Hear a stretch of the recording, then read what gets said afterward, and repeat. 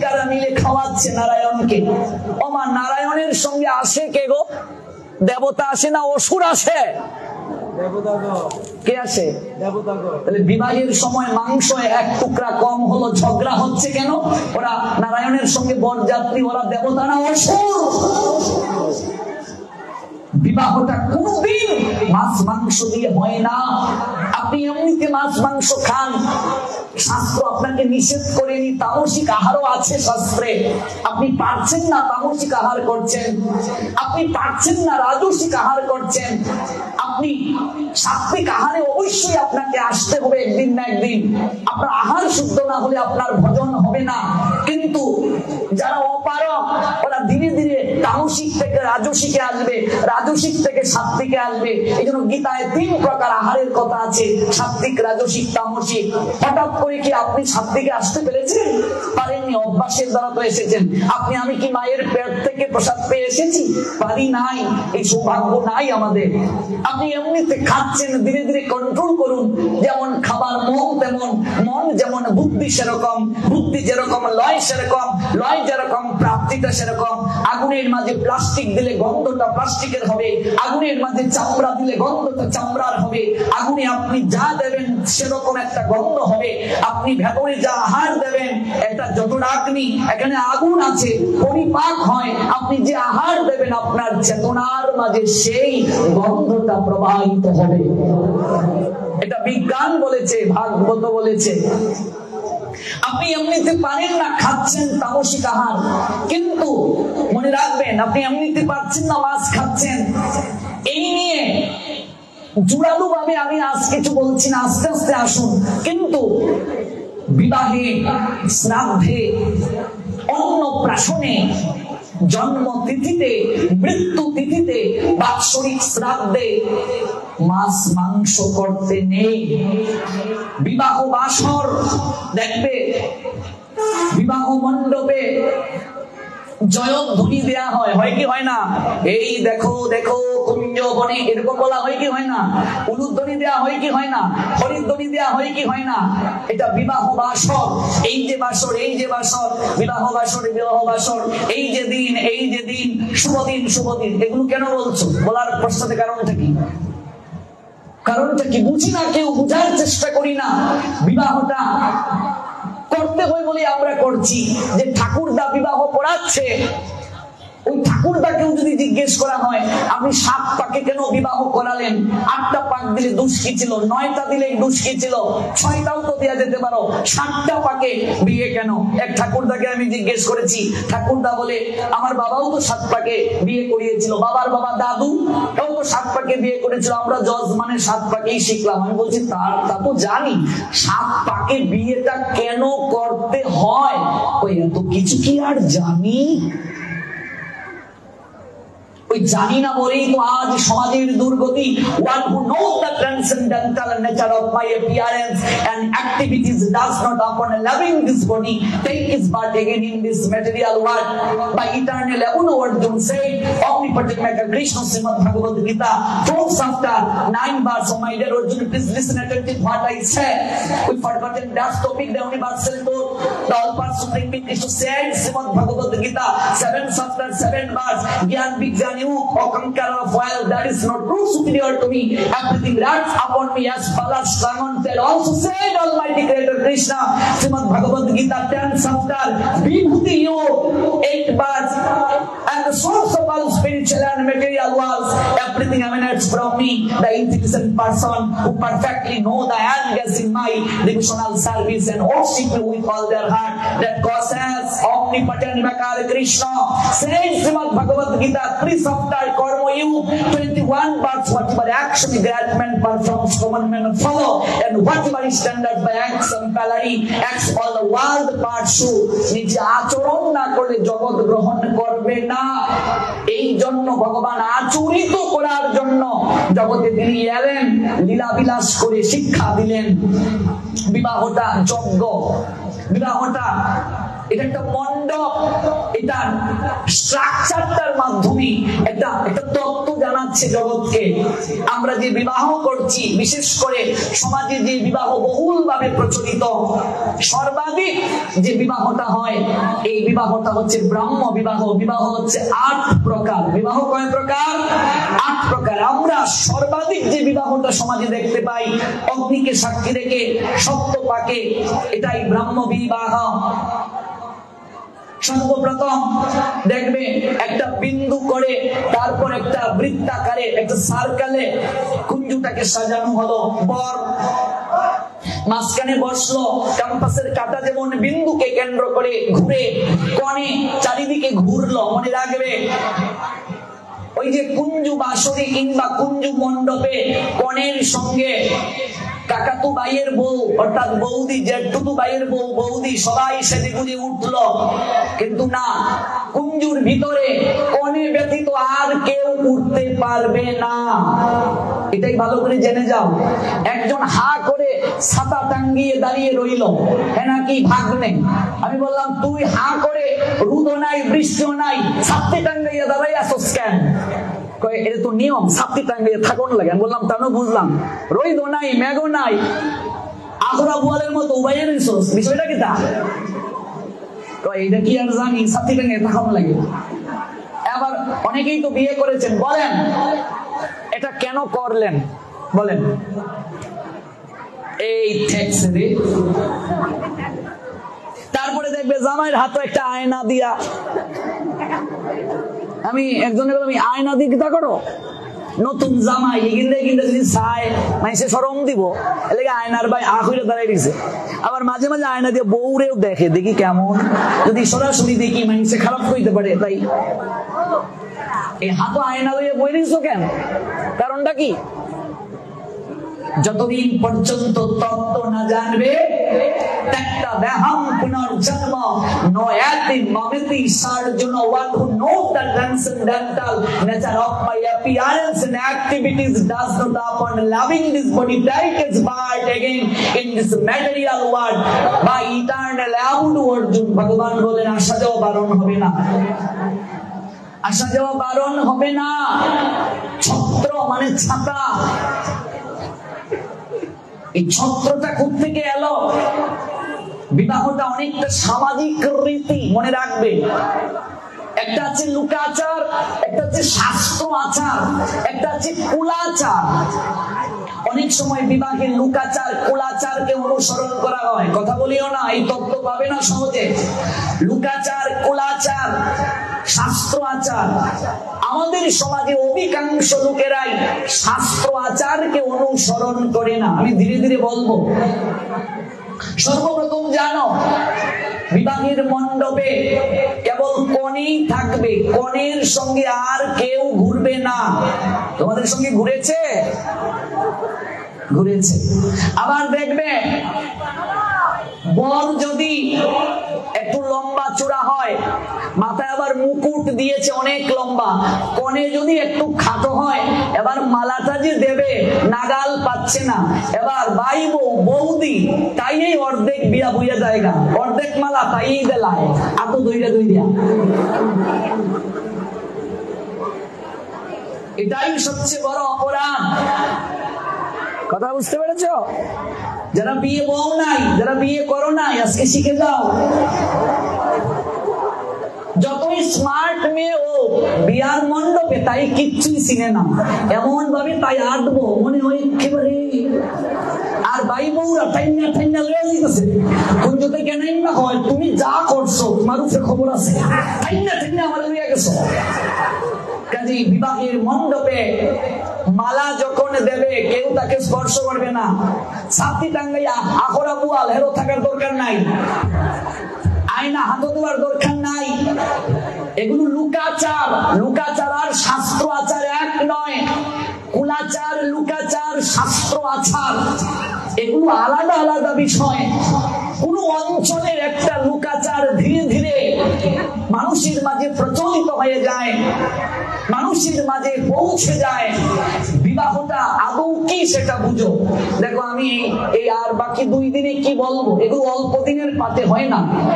এই জন্য আমরা যেখানে পাতে যাই 15 দিন 1 মাস ব্যাপী পাঠ হয়। এই যে আমি নোয়াখালী এক মন্দিরে পাঠ করলাম 32 দিন, ভুলাতে 57 দিন পাঠ করেছি। এরকম ভক্ত নয়, হাজার হাজার হাজার ভক্ত, প্রজেক্টর 2-3টা টাঙ্গানো এই মৌলভীবাজারে। আগামী কার্তিকে মৌলভীবাজার 15 দিন পাঠ। এগুলো ধারাবাহিক ভাবে শুনতে হয়। বিবাহ নিয়ে 7 দিন শুনো, বিবাহ কি করতে গেলে একেবারে ক্লিয়ার হয়ে যাবে। এই বিষয়গুলো জানা দরকার আমাদের। কনের সঙ্গে যারা উঠবে তারা হলো সখী। এখানে পরিচয় বৌদি নয়, কেউ নয়, তারা কি গো? সখী।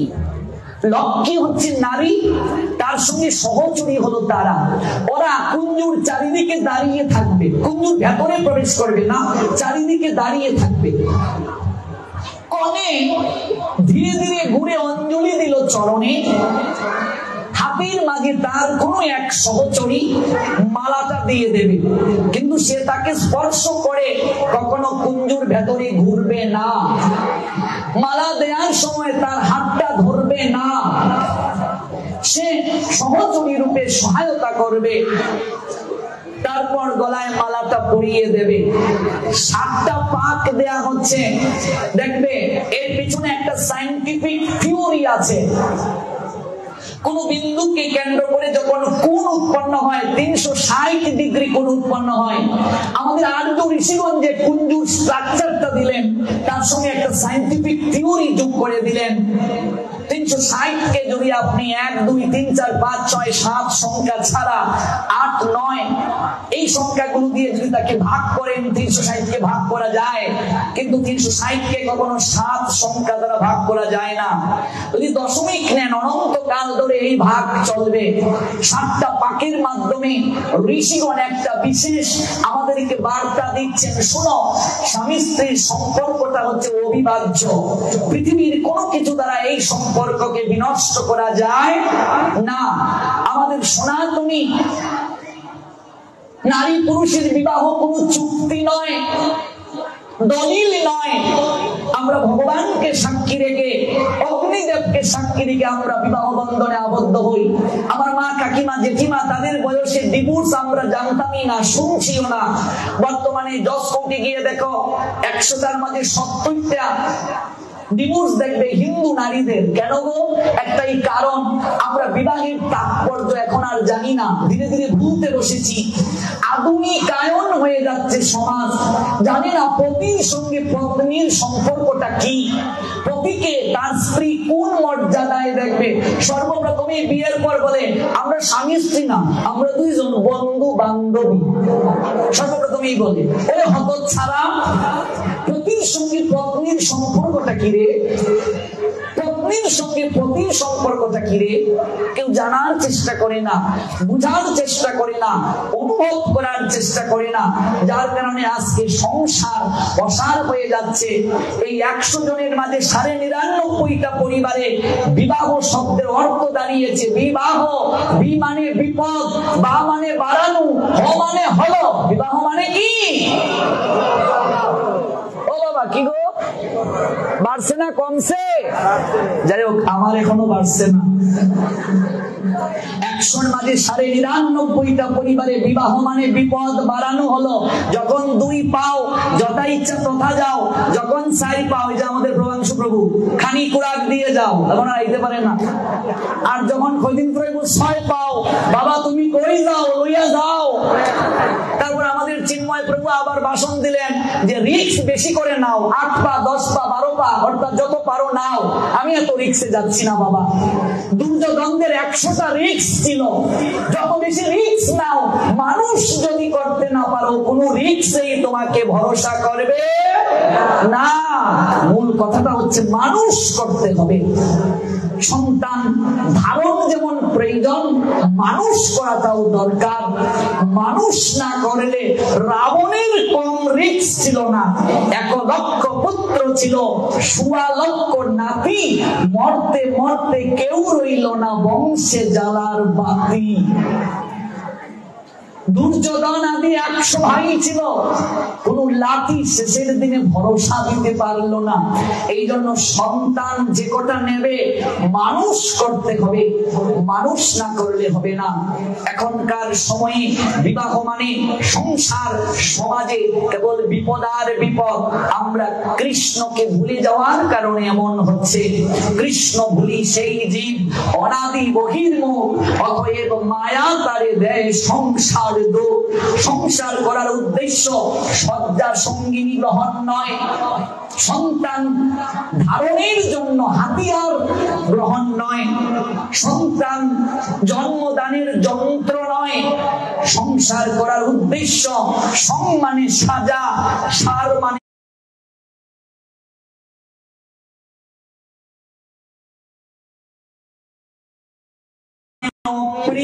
কৃষ্ণ প্রেমে নামে দুজন সাজবে, নইলে সংসার হবে দুজন সঙ্গিনী গ্রহণ করা, যে তোমাকে ভজনে সহায়তা করবে। নারী তার রূপ দিয়ে, লাবণ্য দিয়ে, প্রীতি দিয়ে, মমতা দিয়ে তোমাকে ভজনের পথে শক্তি দায়িনী রূপে এগিয়ে আসবে। আর ওই নারী যদি তোমাকে ঘুম থেকে উঠতে না দেয়, আঁকড়ে ধরে থাকে, জড়িয়ে ধরে থাকে, আজকে উঠার দরকার নাই, তাহলে বুঝবে সে তোমার জীবনে পত্নী নয়, সে তোমার জীবনে ফেতনি, মানে আমরা যারা হই ফেরতনি। পত্নী বউকে বলে, স্ত্রীকে বলে যে স্বামীকে পতিত অবস্থা থেকে উদ্ধার করে উপরের দিকে নিয়ে যায়। বিবাহ করে মানুষ ঊর্ধ্বগতিতে যাবে, আমরা নিম্নে যাই। কারণ কি? আমরা স্ত্রীকে পত্নী বানাতে পারি নাই, আমরা পেতনি বানালাম। আমরা বিবাহের সময় রূপ লাবণ্য দেখি মেয়ের, কিন্তু তার মাঝে ভক্তি আছে কিনা, তার মাঝে প্রীতি আছে কিনা, রবীন্দ্রকে সে ভালোবাসে কিনা, এটা আমরা দেখি না। আজকাল 99টা মা বাপ চাকরিওয়ালা ছেলে খুঁজে, কিন্তু ছেলেটা ভক্ত কিনা, ছেলেটা নৈতিক চরিত্রের দিক থেকে ভালো কিনা, এটা দেখে না। অধিকাংশ মেয়েরা প্রেম করে হ্যান্ডসাম ছেলের সঙ্গে, আর বিয়া করে সুগার ড্যাডির সঙ্গে, টাকা থাকলেই হয়। কাজে এই দিক যদি ব্যালেন্স করতে না পারো হবে না। ব্যালেন্সটা জীবনে বড় ইম্পর্টেন্ট। ব্যালেন্স না করলে সমাজ সংসারে দুঃখ নেমে আসবে। এই জন্য ভালো করে বুঝো, 7 সংখ্যা দ্বারা 360কে ভাগ করা যায় না। কুঞ্জুর পরিমাপ বলছি। কুঞ্জুটা ইচ্ছে করলে ইচ্ছা মতো বানালে হবে না। আজকে কমিউনিটি সেন্টারে বিয়া হয়, কুঞ্জুটা আমার ঠিক মতো বানানো হয় না। কলা গাছেরও দরকার নাই, কোন ক্রমে একটা দিতে হয় বলে কেটে নিয়ে আসে। কিন্তু কলা গাছ কখনো কেটে আনলে হয় না, শিকড় সহ তুলে আনতে হয়, নইলে যজ্ঞে প্রবেশের অধিকার নাই। কলা গাছের জন্ম আর একদিন বলবো। এই জন্য 7 সংখ্যা দ্বারা 360কে ভাগ করা যায় না। অবিভাজ্য স্বামী স্ত্রীর সম্পর্কটা অবিভাজ্য, মধুর রসের সম্পর্ক। কিছু বেআক্কেলের দল বলে মা বড় না বউ বড়, এগুলো হচ্ছে আহাম্মক। মা মায়ের জায়গায় শ্রেষ্ঠ, বউ বউয়ের জায়গায় শ্রেষ্ঠ, দুইজন দুই জায়গায় শ্রেষ্ঠ। কারোর সঙ্গে কাউকে তুলনা করবে না। মায়ের সঙ্গে সম্পর্ক বাৎসল্য, বউয়ের সঙ্গে সম্পর্ক মাধুর্য, মধুর। অর্থাৎ বাৎসল্যে মা শ্রেষ্ঠ, যার সঙ্গে কাকে তুলনা হয় না। আর স্ত্রীর জায়গায় মাকেও তুলনা হয় না, তার সঙ্গে মধুর রসের সম্পর্ক। কথাটা বুঝতে পেরেছো? দুইজন দুই জায়গায় শ্রেষ্ঠ। যে পুরুষ বিয়ের পর ব্যালেন্স করে চলতে পারে না, অর্থাৎ বউয়ের কথা শুনে মাকে দোষে আর মায়ের কথা শুনে বউকে দোষে, ওর বিয়ে করার অধিকার নাই, হচ্ছে স্ত্রৈণ। এই জন্য ব্যালেন্স করে চলবে। মাকে মায়ের জায়গায় শ্রেষ্ঠ রাখবে, বউকে বউয়ের জায়গায় শ্রেষ্ঠ রাখবে। সংসার নরক হবে না। কারণ দুই জায়গায় ব্যালেন্স করে চলতে হবে। সম্পর্ক দুই জায়গার দুইটা। আমরা অনেক শাশুড়িরা মনে করি ছেলে বিয়ে করালাম, মনে হয় আমার হাতের চাবিটা বউয়ের হাতে চলে যাবে। এটা ভুল। তুমি তোমার জায়গায় শ্রেষ্ঠ। পৃথিবীর কোন সম্পর্ক দ্বারা মায়ের সঙ্গে তুলনা হয় না। মায়ের ঋণ কোনদিন শোধ হয় না। সন্তান যদি শরীরের চামড়াকে সেলাই করে জুতো বানায়, সারা অনন্তকাল সারা জীবন যদি মাকে কাঁধে করে ঘুরে, মায়ের এক বিন্দু স্তনের দুগ্ধের ঋণ শোধ হয় না। কাজে মায়ের সঙ্গে কাউকে তুলনা হয় না, আবার বউয়ের সঙ্গে মাকেও তুলনা হয় না। জগতের কাউকে তুলনা করা যায় না। এটা শাস্ত্রের কথা। নারীকে ভোগের সামগ্রী ভাববে না। এই জন্য যারা আমরা বৈষ্ণব ধারায় আছি, থেকে উঠে স্ত্রী তার স্বামীকে প্রণাম দেবে, স্বামীও স্ত্রীকে প্রণাম দেবে। প্রত্যেকের মাঝে আত্মার ভগবান আত্মা রূপে অবস্থান করছেন। নারী হচ্ছে আদ্যশক্তি মহামায়া রূপিণী। মনে রাখবে, কুমারী মেয়ে বাগ্নী কখনো মামা মামির চরণ স্পর্শ করে প্রণাম দেবে না। ভাগ্নি মামা মামির চরণ স্পর্শ করে প্রণাম দেবে না, মামা মামির আয়ু ক্ষয় হয়ে যায়। সনাতন শাস্ত্রে ভাগ্নি ভাগ্নিকে অনেক উপরে স্থান দিয়েছে। এই জন্য লুকাচার রূপে মামার সঙ্গে একটা ভাগ্নিকে ছাতা মানে ছত্র, ছত্র কি দেখবে রোদে বৃষ্টিতে ছাতা ছাড়া অচল। এই জন্য ভাগ্নে থাকলে শুভ লক্ষণ হয়, এই জন্য ভাগ্নিকে রাখা হয়। কিন্তু এটার অর্থ এই নয় যে ছাতা থাকিয়ে সে মামাকে ধরে বসে থাকবে।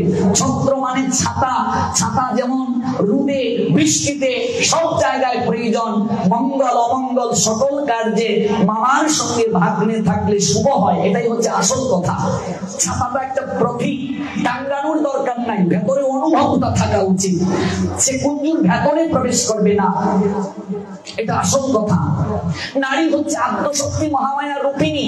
অর্জুন যখন পাঞ্চালীর রাজসভায় গিয়েছিলেন, স্বয়ংবর সভায়, তখন ধনুর্বাণটা যখন প্রথম তুলে নেবেন, সর্বপ্রথম অর্জুন পাঞ্চালীকে একটা প্রণাম দিয়েছিলেন। আপনারা যারা মহাভারত দেখেছেন পড়েছেন জানেন, রুক্মিণীর ভাই রুক্সিন আর দুর্যোধন দুইজন হেসে হেসে বলছে, এই মূর্খ, এই রাজকুমারী যদি তোমার স্ত্রী হয়ে যায়, তুমি যে তাকে প্রণাম দিলে। ভগবান কৃষ্ণ হেসে হেসে বললেন, মূর্খ দুর্যোধন। আর রুক্সিন যেহেতু সম্বন্ধী, তাকে বলছেন যে ভ্রাতাশ্রী রুক্সি, আপনি হয়তো জানেন না, অন্তর থেকে আপনার ভগিনী রুক্মিণীকে আমি একটা প্রণাম নিবেদন করি প্রত্যেক দিন। প্রত্যেক নারী আদ্যশক্তি মহামায়ার অংশ সদৃশা নারী। কখনো রূপে গুণে লক্ষ্মী সরস্বতী, ওই নারী কখনো অধিকার আদায়ে উগ্র চণ্ডী। এই জন্য নারীর, বিশেষ করে আমি পুরুষদেরকে বলে যাচ্ছি, স্বামী যারা বিয়ে করেছো, যারা কোনোদিন স্ত্রীর গায়ে হাত তুলবে না। সে যদি ভুল করে তাকে বুঝাও, শাসন করো, গায়ে হাত দিও না, লক্ষ্মী হারা হয় সংসার। আর কোনদিন স্ত্রীর চুলের মুঠি ধরে টানবে না, ক্যাশ ধরে টানবে না, আয়ু শক্তি নষ্ট হয়ে যাবে।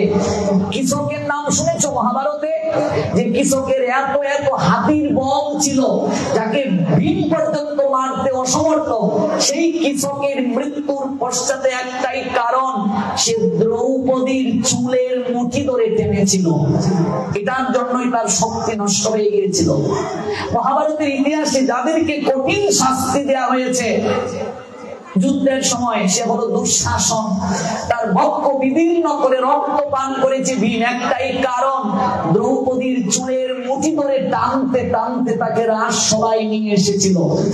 এই জন্য নারীর কেশকে যারা আকর্ষণ করে আর সাধুর শিকাকে ধরে ধরে যারা টানে, তাদের আয়ু নষ্ট হয়ে যাবে, বুদ্ধি নষ্ট হয়ে যাবে, সম্পদ নষ্ট হয়ে যাবে, সকল কিছু নষ্ট হয়ে যাবে। আর মহাজন দেখুন কি বললেন, লক্ষ্মী হারা হবে। মহাজন কি বললেন দেখুন গানে, ওগো লক্ষ্মী ছাড়া কপালে পুরা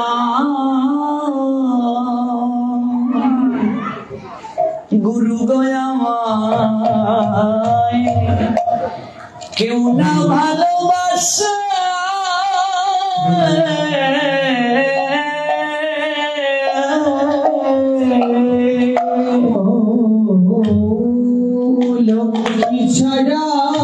স্ত্রী লক্ষ্মী স্বরূপা, কপাল পুরা, চুলের মুঠি ধরে টানবে না, গায়ে হাত তুলবে না, শাসন করো, গায়ে হাত তুলবে না। আমায় কেউ না ভালোবাসে,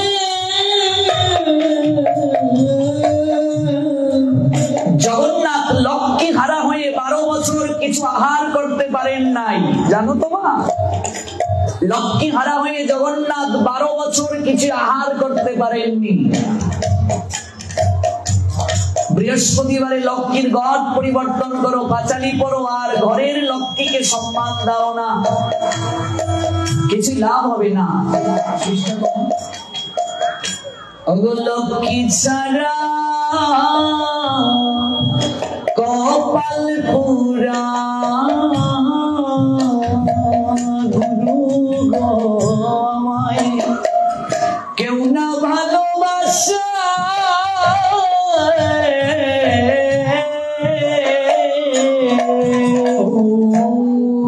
লক্ষ্মী হারা কপাল পুরা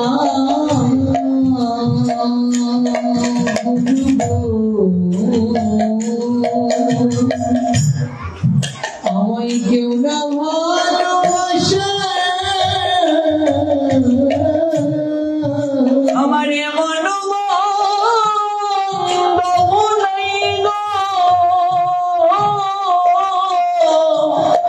আমায় ডাকি না জিজ্ঞাসিবে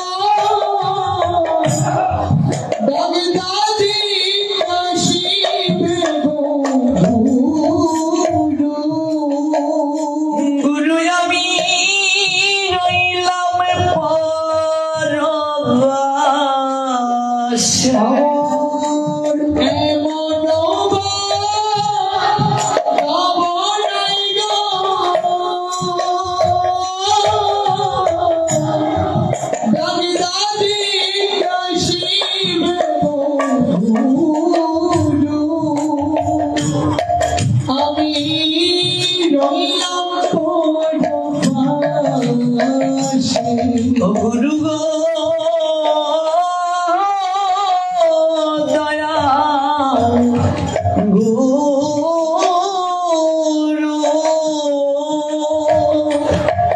অগুরু নাম শোনাও আমারে গুরু গো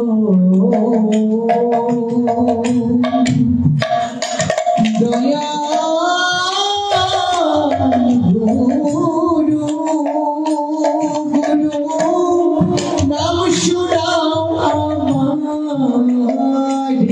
শ্রী শব্দের 25টির উপরে ব্যাখ্যা আছে।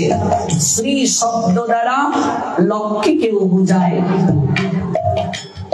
আর স্ত্রী শব্দ দ্বারা সহধর্মিণীকেও বোঝায়। ভক্তিহীন প্রেমহীন যে সেও লক্ষ্মী হারা। যার জীবনে সহধর্মিণী হয় নাই, কেবল বউ হয়েছে, ধর্ম প্রতিপালনে যে স্ত্রী সহায়তা করে না সেও লক্ষ্মী হারা। বউ আছে কিন্তু লক্ষ্মী হারা। ভজন সম্পদ স্ত্রী তাকে দিতে পারছে না, সহায়তা করতে পারছে না। এটা প্রবাস জীবন রে বাবা, এই জগৎটা প্রবাস। আমরা এখানে আছি লক্ষ্মী হারা। কপাল পুরা কেউ ভালোবাসে না গো, ভক্তি সম্পদ ছাড়া, প্রেম সম্পদ ছাড়া। 10:30 পর্যন্ত শ্রবণ করো মায়েরা, মনে রাখবে। বাড়ি সবসময়ই যেতে পারবে, কিন্তু আসল যে বাড়ি সেখানে কি করে যাবে জেনে যাও। দেখতে দেখতে দুদিন শেষ হয়ে যাবে, কাল আর পরশু কিছুই জানা হলো না। এত তাড়া করিও না যাওয়ার জন্য। সারা জীবন ঘরে ঘুমাবে, মরার সঙ্গে সঙ্গে ওই ঘর তোমার ঘর হবে না, তোমাকে ঘর থেকে বের করে তুলসীর তলে শুইয়ে দেবে। এত তাড়া করিও না, জীবনে তাড়া করি বলি আজ এই পরিণতি আমাদের, দুঃখ আর যন্ত্রণা। তাই 10টা বাজলে উঠার জন্য পাগল হইও না, একটু জেনে যাও কি করে জীবনটা পরিচালনা করবে, কি করে জীবনটা ভগবানের চরণে লাগাবে, অর্পণ করবে। নতুবা এই জীবন কি অনুভব করতে পারবে না, আসবে আর যাবে, আসা যাওয়াই সার হবে। স্ত্রী সহধর্মিণী, তার গায়ে হাত তুলবে না, লক্ষ্মী সে, চুলের মুঠি ধরে টানবে না। স্ত্রী পতিকে নারায়ণ স্বরূপে সেবা করবে, প্রণাম দেবে, ভক্তি করবে, শ্রদ্ধা পোষণ করবে। আজকাল এটার বড় অভাব। সতী সেবার নাই, জগতে বেহুলা নাই, সাবিত্রী নাই, জমের দুয়ার থেকে পতিকে ফিরিয়ে রেখে দিয়েছে সাবিত্রী। প্রত্যেক নারীর ভারত সাবিত্রী গ্রন্থটা পড়া দরকার। বৈবাহিক জীবনে যাওয়ার আগে সংসারটা আগে বুঝো, এটা খেলাঘর নয়। স্বামী স্ত্রীর সম্পর্কটা অবিভাজ্য, কোনো কিছু দ্বারা এটাকে নষ্ট করা যায় না।